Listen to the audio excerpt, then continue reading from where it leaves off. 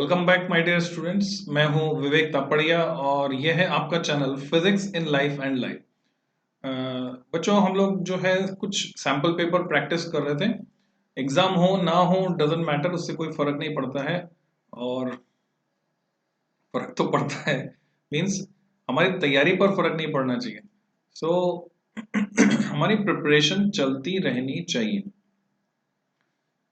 हम फिजिक्स को सीखेंगे और जब हम फिजिक्स सीखेंगे तो लाइफ में कहीं ना कहीं काम आने वाली है। और अगर एग्जाम होते हैं तो एग्जाम में डेफिनेटली ये काम आएगा सब कुछ। So sample paper number 4, part 4, part 3 तक मैं डिस्कस कर चुका हूं बच्चों। तो चौथे सैंपल पेपर में ये हैं 3 नंबर के प्रश्न। तो क्वेश्चन नंबर 26 से लेकर हम डिस्कस करेंगे क्वेश्चन नंबर 30 तक, यानी 3 मार्क क्वेश्चन में जो मेन मेन क्वेश्चंस बनते हैं। So let's start from 26 to 30। So section D इसको हम कहते हैं। A rectangular loop of side 8 centimetre and 2 centimetre with a small cut, कटा हुआ बीच में से यानी कंप्लीट नहीं है, is moving out of a region of uniform magnetic field जिसका मैग्नीट्यूड है 0.3 tesla, directed normal to the loop. तो अब आपके समझ में आ गया होगा एक न्यूमेरिकल है और किसको बिलोंग कर रहा है। जैसे ही सवाल पूछते हैं, सवाल पूछा what is the voltage developed, यानी आपको समझ में आना चाहिए मोशनल ईएमएफ से रिलेटेड ही आपसे पूछा जा रहा है, तो ईएमआई से रिलेटेड है। What is the voltage developed across the cut if velocity of loop is 1 centimetre पर सेकेंड। 1 सेंटीमीटर पर सेकेंड इस स्पीड से वो चल रहा है। इन ए डायरेक्शन किधर चल रहा है? Normal to the first part, longer side के नॉर्मल चल रहा है और सेकेंड पार्ट शॉर्टर साइड के नॉर्मल चल रहा है। तो दोनों केस में आपको बताना है for how long does the induce voltage last in each case, ये भी बताना है कितने समय तक ये जो वोल्टेज इंड्यूस हुआ है ये रहेगा या बना रहेगा। तो ये दो बातें आपको बतानी है। 3 नंबर इसके लिए आपको मिलेंगे, यानी 2 पार्ट तो ये बताने हैं और कितना वोल्टेज डेवलप होगा इन दोनों केस में अलग अलग वो आपको बताना है। कितने समय तक रहेगा, कितना वोल्टेज डेवलप होगा। तो जो आपने मोशनल ईएमएफ का फॉर्मूला सीखा बच्चों, मैं आपको याद भी दिला दूं फॉर्मूला। क्या फॉर्मूला था? बीवीएल। ओके, तो हम ये फॉर्मूला अप्लाई करेंगे, है ना। मैग्नीट्यूड ऑफ इंड्यूस्ड ईएमएफ क्या क्या हमको दिया हुआ है, क्या क्या हमको दिया हुआ है वो आप देख लें। लेंथ ऑफ द लूप, इसको मैंने एल से लिखा 8 सेंटीमीटर, 8 इंटू 10⁻² मीटर, इसको एसआई में कन्वर्ट किया। और उसके बाद उसकी चौड़ाई भी 2 centimetre, 2 into 10⁻² metre. Magnetic field की स्ट्रेंथ 0.3 टेस्ला में दी हुई है। लूप की वेलोसिटी 1 सेंटीमीटर पर सेकेंड, उसको बदलना पड़ेगा क्योंकि एसआई में नहीं है, तो 10⁻² मीटर पर सेकेंड, ये हमने इसको बदला। Let the field be perpendicular to the plane of paper directed inwards. Perpendicular है, अब परपेंडिकुलर है तो हम दो डायरेक्शंस ले सकते हैं बच्चों, या तो बाहर की तरफ या तो अंदर की तरफ। तो हमने मान लिया डायरेक्टेड इनवर्ड्स। तो इंड्यूस्ड ईएमएफ जो होगा बीवीएल फॉर्मूले से या बीएलवी लिख सकते हैं। वैल्यूज हमने सारी पुट की, तो 2.4 इंटू 10⁻⁴ वोल्ट हमको ये मिलता है। तो इतना ईएमएफ इंड्यूस होगा। Got it? So now next is time for which induced EMF will last is equal to, अच्छा करंट फ्लो नहीं होगी, लूप कटा हुआ है ना, गौर करना इस बात पे। करंट पूछी जाती है तो करंट फ्लो नहीं होगी। Equal to the time taken by coil to move outside the field, जितने समय तक ये फ्लक्स में चेंज होगा केवल उतने समय तक ईएमएफ इंड्यूस होगा। So I equal to, sorry T, this should be T not I. Okay, correction कर लीजिए, ये क्या है, ये जो है वो टी है, ये आई नहीं है। ओके, चलो, तो ये टी है, आई नहीं है। Distance travelled upon velocity, distance travelled is 2 into 10⁻² and velocity is 10⁻²। 2 second ये हमको मिल रहा है, तो इस हिसाब से आंसर आएगा। तो 2 सेकेंड तक ये इफेक्ट रहने वाला है। कब?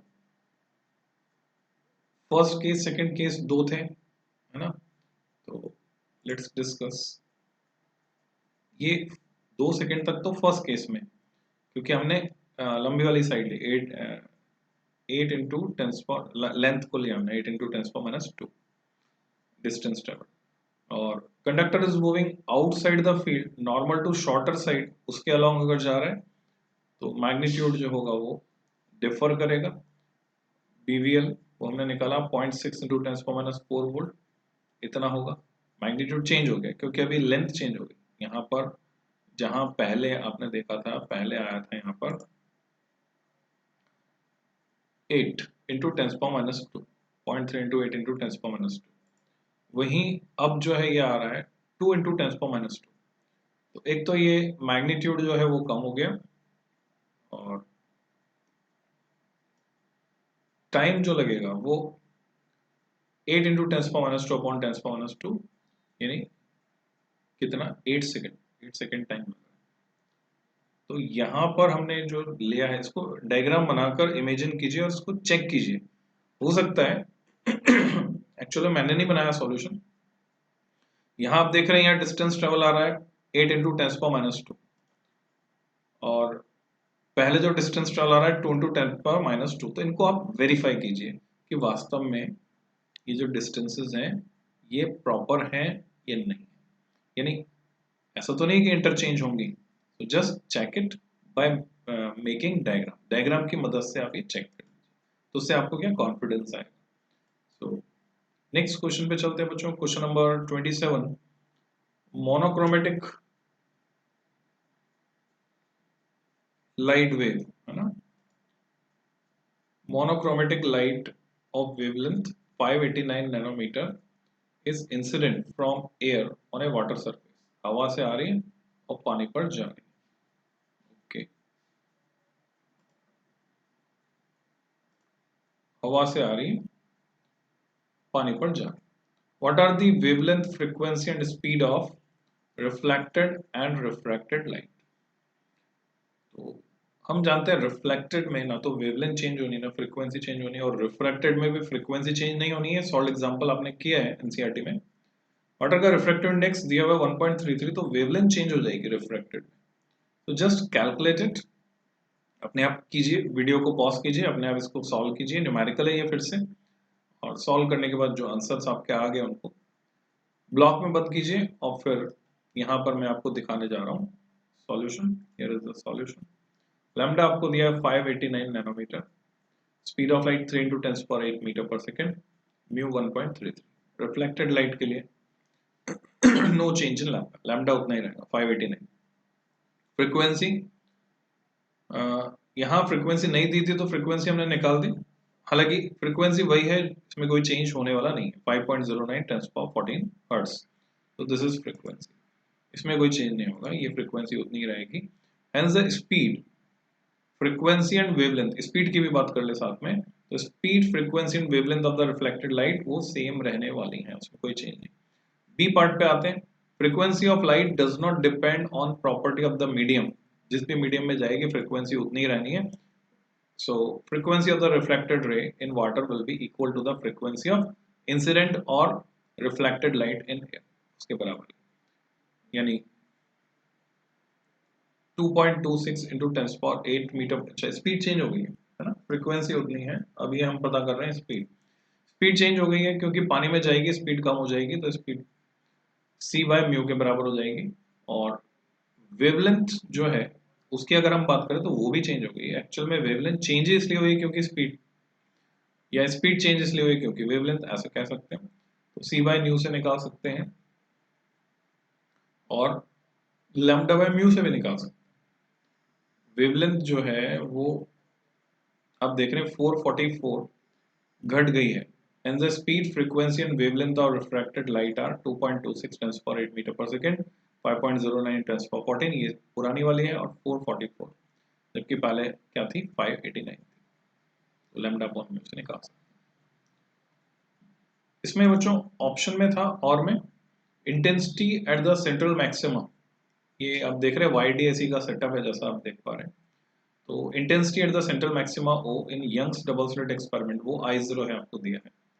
डिस्टेंस OP, ये वाली distance Y equals 1/3 of the fringe width, fringe width यानी बीटा से दिखाते हैं उसको, बीटा की 1/3 है of the pattern, then show that, हमें क्या बताना है, that the intensity at point P would be I0/4। ये प्रूव करना है, P पर जो इंटेंसिटी होगी वो I0/4 होगी। It is again numerical. तो बच्चों आप फॉर्मूला जानते हैं, beta equal to lambda d/d। अब उसको कैसे यूज करना है यहाँ पर, वो थोड़ा सा दिमाग लगाएं और इसको सॉल्व करें वीडियो को पॉज करके, और फिर मैं डिस्कस करने जा रहा हूँ solution. So let's see the solution.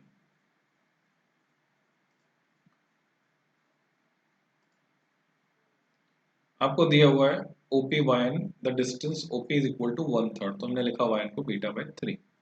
Beta होता है लैम्डा d/d, तो 1/3 टाइम्स बीटा। इसमें वैल्यूज पुट कर दी हमने, तो ये हमें जो मिला वो लैम्डा/3 के बराबर मिला कट पिट कर। तो path difference S2P minus S1P जो है वो y/d होता है, ये हमको पता है, तो इट इज लैम्डा/3। अब पार्ट डिफरेंस जब लैम्डा/3 है तो इंटेंसिटी कितनी होगी, आप फेज डिफरेंस निकालें, पार्ट डिफरेंस से फिर निकाल सकते हैं। तो हमने क्या किया, फेज डिफरेंस कैलकुलेट किया पार्ट डिफरेंस से, हियर इज द फॉर्मूला। तो फेज डिफरेंस आया 2π/3, तो इंटेंसिटी जो है उसका फॉर्मूला हमने इसमें वैल्यू पुट किया I0 cos square phi। So putting the values हमें मिलता है इंटेंसिटी एट पॉइंट P भी I0/4 इस तरह से। तो ये कैलकुलेशन आप चेक कर सकते हैं, क्या ये फॉर्मूला सही है वो आप देख सकते हैं, I0 और I में क्या रिलेशन होगा। तो जरूरी नहीं आप एग्जैक्टली इस मेथड से करें, आप अपने तरीके से करें, आंसर ये आएगा, you have to prove it I0/4। Let's go to next question. Question number 28. Following are the statements about the relationship between the electric field and electric potential. Electrostatic side. If the electric field at a certain point is zero होता है, then the electric potential at the same point is also zero. जो conceptual question है, purely conceptual, equipotential surface में हमने discuss किया था detail lecture में इसको। If the electric potential at a certain point is zero, then the electric field at the same point is also zero. क्या ये जरूरी है? If the electric potential is constant in a region, then the electric field is zero in that region. तो ये तीन statement हम यहाँ पर देख रहे हैं। तो giving example predict whether these statements are correct और फॉल्स। तो आपको ये तो बताना ही है कि ये स्टेटमेंट सही है या गलत है, और साथ में आपको एग्जांपल भी देना है समझाते हुए कि अगर ये सही है तो किस तरह से सही है, या गलत है तो किस तरह से गलत है। तो आप अपना पूरा आंसर अपने हिसाब से इसको आप तैयार कीजिए, लिखकर तैयार कीजिए, और उसके बाद में डिस्कस करो बच्चों solution. So here is the solution. Statement 1 is false. Statement 1 क्या था? स्टेटमेंट 1 ये था, if the electric field at a certain point is zero, कहीं पर इलेक्ट्रिक फील्ड जीरो है तो क्या जरूरी है इलेक्ट्रिक पोटेंशियल भी वहां जीरो होगा? तो ऐसा जरूरी नहीं है, क्योंकि हम जानते हैं इलेक्ट्रिक फील्ड कंडक्टर के अंदर जीरो होता है, पर कंडक्टर खुद इक्विपोटेंशियल सरफेस होता है। या अगर मैं दो पॉजिटिव चार्ज को r डिस्टेंस पर रख रहा हूं, तो उनका जो सेंटर पॉइंट होगा उस लाइन को, दोनों चार्ज को जोड़ने वाली लाइन का सेंटर पॉइंट, उस पर इलेक्ट्रिक फील्ड जीरो होगा, पर वहां पोटेंशियल जीरो नहीं होगा। तो इसके बेसिस पे हम ये कह सकते हैं the statement 1 is false. It is because in case of two equal and opposite charges at the point midway between charges the electric field is zero but potential, और दूसरा जो मैंने बताया आपको चार्ज कंडक्टर, उसके अंदर इलेक्ट्रिक फील्ड जीरो होता है पर पोटेंशियल कांस्टेंट होता है, जीरो नहीं होता। सेकंड स्टेटमेंट गलत है। सेकंड स्टेटमेंट क्या था तो देख लीजिए, इफ द इलेक्ट्रिक पोटेंशियल, कहीं पर इलेक्ट्रिक पोटेंशियल जीरो है तो इलेक्ट्रिक फील्ड भी वहां जीरो होगा, तो ये भी गलत है। क्यों गलत है? रीजन बहुत सिंपल सा है। अगर हम डाइपोल की बात करें तो डाइपोल का जो सेंटर पॉइंट होगा, इक्वेटोरियल लाइन होगी, वहां इलेक्ट्रिक पोटेंशियल जीरो होगा, इक्वेटोरियल प्लेन के हर पॉइंट पर जीरो होगा, पर क्या इलेक्ट्रिक फील्ड जीरो होगा? जवाब है नहीं। सो got it. Okay, third statement 3 जो है वो ट्रू है। It is because in case of charge conducting sphere, equipotential surface की हम बात कर रहे हैं, electric potential is constant inside the sphere but field is zero. बच्चों ये बहुत ही इंपॉर्टेंट कंसेप्ट है, इंपॉर्टेंट क्वेश्चन है, कंपटीशन में भी काम आता है, बोर्ड में भी काम आएगा। इसके और पार्ट पे चलते हैं जो कि कैपेसिटर से है। चार capacitor C1 C2 C3 C4 इस तरह से जुड़े हुए हैं, जैसा आप देख रहे हैं, दो सीरीज में है, नीचे वाले दो सीरीज में, फिर ये आपस में पैरेलल। 12 वोल्ट की बैटरी लगाई गई है। हमें पोटेंशियल डिफरेंस निकालना है ए और बी के बीच में। बहुत ही अच्छा क्वेश्चन है, कई बार पूछा जा चुका है। ए और बी के बीच का पोटेंशियल डिफरेंस आपको निकालना। तो सबसे पहले तो आप चेक कर लीजिए क्या व्हीटस्टोन ब्रिज तो नहीं बन रहा है। P upon Q R upon S है, तो हम देखते हैं 8 upon 4 that is 2, 3 upon 6 that is half. तो P upon Q R upon S नहीं है, इसका मतलब A और B पॉइंट का पोटेंशियल इक्वल नहीं हो सकता। तो अब ये कैसे कैलकुलेट किया जाएगा? कोई मेथड आप जानते हैं तो उसे लगा लीजिए, आंसर निकाल लीजिए, और उसके बाद मैं डिस्कस करता हूँ solution. Here is the solution. C1 8 microfarad, C2 4 microfarad, C3 3 microfarad, C4 6 micro. VA और VB जो है हमने मान लिया पोटेंशियल है पॉइंट A और B के। तो जो पोटेंशियल डिफरेंस होगा उसको मैं ऐसे लिख सकता हूँ, C1 के अक्रॉस 12 माइनस VA और C2 के अक्रॉस VA माइनस 0। किस बेसिस पे? डायग्राम को देखो आप। C1 के अक्रॉस पोटेंशियल डिफरेंस, क्योंकि इधर ये 12 है और यहाँ अगर VA है तो 12 माइनस VA, और C2 के अक्रॉस बात करते हैं तो इधर पोटेंशियल इस पॉइंट पर 0 है। तो इस बेसिस पर हमने लिखा VA minus 0। Potential difference across C3, इसी लॉजिक से हमने वहां लिखा पोटेंशियल डिफरेंस C3 के अक्रॉस एंड अक्रॉस C4। क्योंकि कैपेसिटर C1 C2 सीरीज में जुड़े हुए हैं तो हम क्या कर सकते हैं, चार्ज सेम रख सकते हैं। सीरीज में चार्ज सेम होता है, तो हमने चार्ज को सेम कर दिया, Q1 इक्वल टू Q2। तो Q होता है CV के बराबर, तो C1 into potential difference across C1 equal to C2 into potential difference across C2, और यहाँ से हमें VA मिल जाता है 8 वोल्ट। इसी तरह से C3 और C4, ये ट्रिक है बच्चों, और भी किसी तरीके से आप कर सकते हैं। C3 C4 सीरीज में तो Q3 Q4 के बराबर होगा, तो Q3 को Q4 के बराबर रखने पर V भी मिल जाता है 4 वोल्ट। अब आसानी से हमें पोटेंशियल डिफरेंस मिल गया 4 वोल्ट। अब चलते हैं हम क्वेश्चन 29 पर। Next is question number 29। Following graph shown, shown नहीं शोज आना चाहिए, the variation of stopping potential V0 with frequency nu of the incident radiation for two photosensitive material P and Q। Graph यहाँ दिखाई हमको नहीं दे रहा, misprint हो गया। बाकी आप प्रेडिक्ट कर सकते हैं, कई सवालों में पूछा जा चुका है ग्राफ कैसा होगा। यू कैन जस्ट इमेजिन कि ऐसे स्टॉपिंग पोटेंशियल y एक्सिस पर, x एक्सिस पर फ्रीक्वेंसी, और दो स्ट्रेट लाइंस खींची होंगी P and Q। Explain which metal है स्मॉलर थ्रेशोल्ड वेवलेंथ। बस यहाँ घुमा दिया आपको, थ्रेशोल्ड फ्रीक्वेंसी की जगह क्या आ गया, थ्रेशोल्ड वेवलेंथ, जो जस्ट रिवर्स हो जाएगा आंसर आपका। जिसकी थ्रेशोल्ड फ्रीक्वेंसी ज्यादा होगी उसकी थ्रेशोल्ड वेवलेंथ कम होगी। Explain giving reason which metal emits photoelectrons having smaller kinetic energy. कम काइनेटिक एनर्जी के साथ वो मेटल इलेक्ट्रॉन निकालेगा, इजेक्ट करेगा, जिसका वर्क फंक्शन ज्यादा होगा, कि वर्क फंक्शन में कंज्यूम होगी energy. If the distance between the light source and metal P is doubled, how will the stopping potential change? Distance बढ़ाने पर बच्चों इंटेंसिटी कम हो जाएगी। जब हम डिस्टेंस को डबल कर रहे हैं, intensity inversely proportional to square of distance 1/4 आ जाएगी। तो स्टॉपिंग पोटेंशियल पर क्या असर होने वाला है? इंटेंसिटी का असर number of photon incident per unit area उससे लिंक्ड है। So you can predict the answer कि कोई असर होगा कि नहीं होगा। So just write down these 3 answers. Video को पॉज कीजिए, तीनों सवालों के जवाब लिख लीजिए, उसके बाद हम डिस्कस करते हैं। कंसेप्ट इंपॉर्टेंट है, कंपटीशन में भी काम आता है। सो let's see the answer. Suppose the frequency of incident radiation of metal Q and P nu0 dash है। अब ग्राफ से आपको पता चल रहा है nu0 greater than nu0 dash है, तो λ0 लेस देन λ0 डैश हो जाएगा, जैसे मैंने बताया। तो मेटल Q है स्मॉलर वेवलेंथ। अच्छा, ग्राफ अभी मैंने नहीं बनाया, आप खुद बना सकते हैं, इतना मतलब कॉन्फिडेंस आपको होना चाहिए। कई बार आ चुका है क्वेश्चन, तो ये कैसा ग्राफ होगा आप बनाकर देखिए। सेकेंड पार्ट में हमें पता है ये होता है H0 E प्रोपोर्शन न्यू 0, तो मेटल P जो है वो कम काइनेटिक एनर्जी के साथ इलेक्ट्रॉन इजेक्ट करेगा, उसका वर्क फंक्शन ज्यादा है।